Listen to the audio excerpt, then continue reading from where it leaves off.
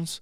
So, like, okay, I'm just going to cut you off because you got to get going here. See, I meant to just throw it to you quickly because you're the one who wants to get out of here quickly, but you just keep going on and on and on.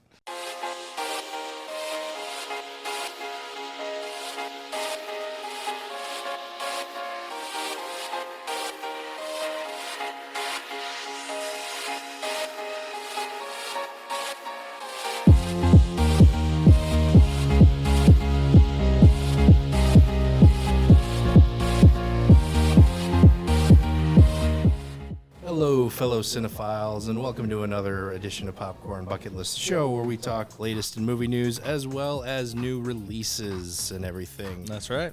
Biggest thing probably coming out of this week, the Venice Film Festival. Let's talk about what some of the biggest hits and everything. I'm just kidding. Let's talk about Spitgate, because despite the fact that there's always some big, movies coming out, this is a great time for film. No, we got to make a conspiracy out of something here. That's right.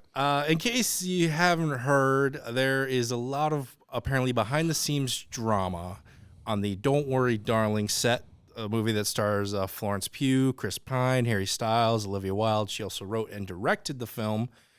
And we may be seeing all of that come to a boiling point here this weekend.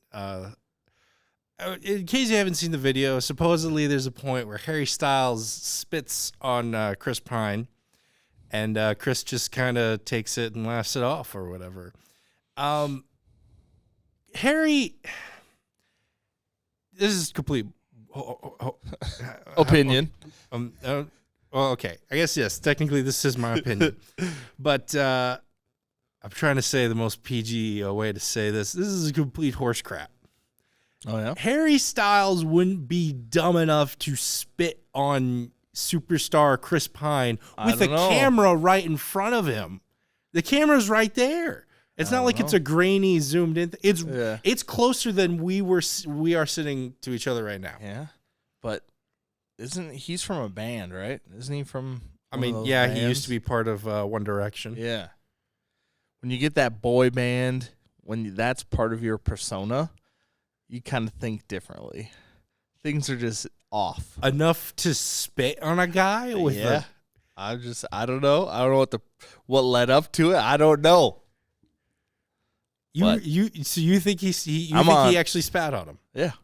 Isn't that what the video shows? He looks like he leans over. People say they hear the sound of spitting. Chris Pine kind of looks down in his hands, kind of chuckles like this or whatever. And Harry just kind of sits down nonchalantly while Olivia Wilde's sitting right here as, like, Harry comes to come and sit down at his seat or whatever. Yeah. So I don't know if I hear spitting sound. I think I hear something over a speaker.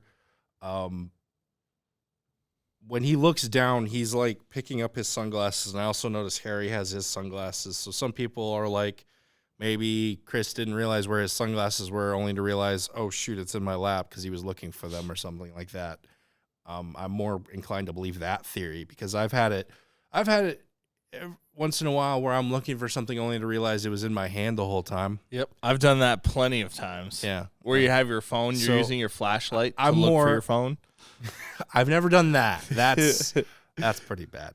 But I'm more inclined to believe that than people thinking Harry Styles is going to spit right on Chris Pine with a camera right in front of him and his girlfriend, Olivia Wilde, sitting right next to Chris Pine. Yeah. Yeah, I think it's silly. But you know what? If people want to look at this like this Zabruta film, which a lot of people are making jokes, there's like a Seinfeld episode where Kramer thought he got spit on, so they literally like make a joke out of it. My head went back to the left. Say that again. Back and to the left. Back and to the left. So what are you saying? That there had to have been a second spitter behind the bushes on the gravelly road. But yeah, that's what people on the internet have decided to spend their time with on whether or not international pop star Harry Styles spit on Chris Pine. We are doomed as a society. But let's move on to the weekly preview here, tell you what's going on this coming weekend. First things first, we're going to get things started with a special exclusive here. Yes. It's in select theaters, which we usually don't do, but Marshall 6 is participating in the premiere of Hockeyland. There will be screenings here in Marshall on Thursday, September 8th, the day of this episode dropping. It is a documentary about two competing high schools and their hockey teams and some of the players involved in that. And we live in Minnesota. We love our hockey land here. of hockey. Yeah, it's the land of hockey. It's a big deal here, especially in these areas. But it does kind of get more into these high schoolers' lives. And you do see people of all walks of life and the effect that this game has on each and every one of them. So, go ahead. I was just saying, there's a good chance that some of these athletes that are playing, we have not met, but have covered. Yes, have covered when they were younger. We cover a lot of sports here in this area, especially hockey. That's part of our jobs and everything. And so both those teams have come down to Marshall many times. Not the high school level teams, but the younger teams. So there's a good chance But to expand on that point, there's a good chance any of these players could end up going into major leagues or something like that. Could go farther, get better, onto bigger and better teams as well. So if anything, maybe watch it for that, you get to see a star in the making. I'm on a little bit of a documentary kind of binge right now. I've been watching a lot of documentaries, so I'll probably check this out as well. I'll probably see it too. Marshall 6. But also coming out on Thursday, September 8th, straight to Disney+, the next live-action remake. You can hear the excitement in my voice. Pinocchio. Yet another live-action remake. As I said, you all know the story about a puppet brought to life, wants to be a real boy. Can I just say the digital effects on this puppet look terrifying? They do. I'm still so surprised that's going straight to Disney Plus. It's got Tom Hanks in it, man. I know this is gonna be huge. I think would be a huge movie for them to have in the summer, especially right now. There's nothing else out right now. I think Disney is making a terrible decision going straight to Disney Plus for this. It's just maybe they saw the digital effects and they're thinking the same thing I am. Those eyes are unblinking, man. I know. In a cartoon, it wasn't as scary, but like this is my problem with live action is you still have to do these digital effects to all these things. The uncanny valley. The uncanny valley, exactly. And it doesn't work as well when it's in the real world. When you when you can compare it to a real human face and then you have this puppet face, it's just terrifying to me. Yeah. So I'm gonna have nightmares about that puppet. And I actually want to see this. I think some of it, it looks very colorful and very lively. Now, I'm wondering if maybe the movie is actually hot garbage, and that's why they're bringing it to Disney Plus. Because I'd never seen a trailer for this up until about a week ago. I saw it once. There's not a lot of marketing. No, so maybe this movie is bad. I'm planning on watching it because we have I do a Letterboxd thing for PBL on the website Letterboxd. I like to do rankings. I want to do one each week. My plan this week is to rank some of the live action remakes and everything. I will be watching this one as soon as I can. I'll let you know where it stacks up with the others. Fair warning, I hate almost all of them that I've seen so far. There's not a live action remake that Jungle Book. I didn't mind the Jungle Book one. All right. That one wasn't too bad. Also coming out that same day on Shudder, I think I'm pronouncing this right, Salome, something like that. I think so. Action horror movie set in Africa. 3 mercenaries are transporting a drug dealer through an area called Salome. Everything's going smoothly until some sort of curse is awakened. This movie looks very kinetic, very well shot. It's an international film, so you're going to have to watch with closed captioning, something like that. But I don't mind that too much. It looks like these actors are having a ball here. Yeah, I think it looks like a fun movie. There was scenes in the trailer that remind me very Quentin Tarantino-esque.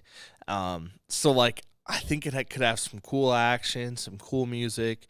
I recognize some of the actors. I really like them. I think it'll be fun. And it's going to be on Shudder, so there's going to be some weird, sick, crazy, scary stuff, and that's going to be awesome. And it's kind of implied in the trailer. The horror movie stuff doesn't start happening until way later on. Because as I'm watching the trailer, I'm just getting action movie vibes. I'm like, am I sure this was a Shudder movie?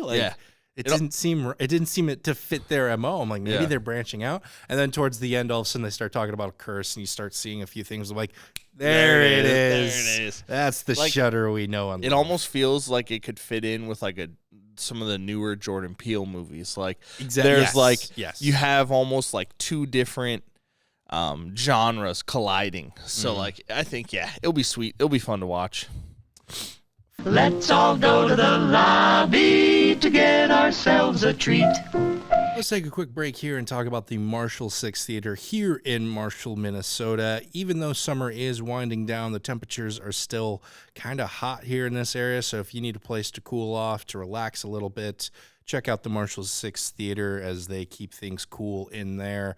And they keep the hottest movies currently in there right now. You want to check out their website for showtimes. See what time best fits you. Sometimes they're different every day. Sometimes they get switched up. So you want to double check. Make sure that you know what time they're playing these great movies. So that way you don't miss a thing. But you also want to be checking out their website for exclusive movies. For example, Hockeyland is premiering here in Marshall 6, as well as a few select theaters in the area, but it's an experience you can't have anywhere else except for here at the Marshall 6 Theater. So check that out, and check out what other movies are showing up there as well. Let's all go to the lobby to get ourselves a treat. Friday, September 9th. We're kind of on a horror movie track here as we're going to keep going into a movie called Barbarian. Coming straight to theaters. A horror movie set in an Airbnb. I had to kind of look into this a little bit because there's like one other that I saw that is kind of similar where it's like a double booked Airbnb. This one's a double book Airbnb. I want to say there's a third one I saw a trailer for, but I can't remember the title of it. Yeah. This is the thing, though, now. Horror movies, like all genres, adapt with the times. Mm-hmm. And the big thing right now is figuring out what's the scariest setting. I feel like back in like the 90s, you had all these summer camps and you had the Blair Witch in the forest out in rural area where you couldn't get any signal. Yeah. Nowadays, with our cell phones, you can get a signal almost anywhere. You have GPS, you have a flashlight with you. Yeah. That's not as scary. What's scary is getting booked with this Airbnb with someone else. Yep. And it's not a great indictment for the Airbnb market. They're having some of their own issues right now. On top of the real world actual things that are going on. Yeah. It's not a great time for Airbnb. I'm just going to say that. Have you stayed at an Airbnb before? Yes, I have a few times. My parents have a few times. They have their own story as well. I'm not going to tell it. Yeah, That tells it better.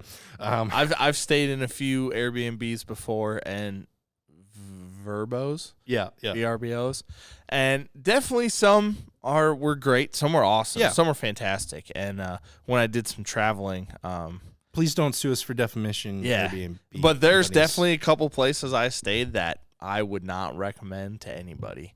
And for sure, if there was definitely either people watching or cameras watching me. I felt like I can't say for sure. But it was. I just got that vibe, and it was not. Was not liking it. Yeah, no. But yeah, with this movie, basically a woman discovers that her Airbnb is double booked. They try to figure it out. They can't get a hold of anyone that night, and they're like, just stay the night. We'll figure it out in the morning.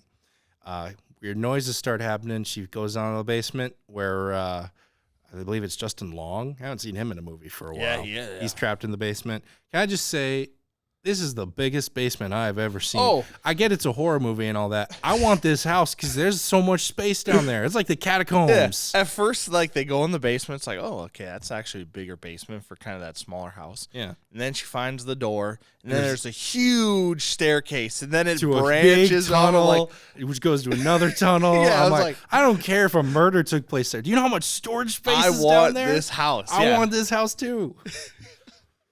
Oh man.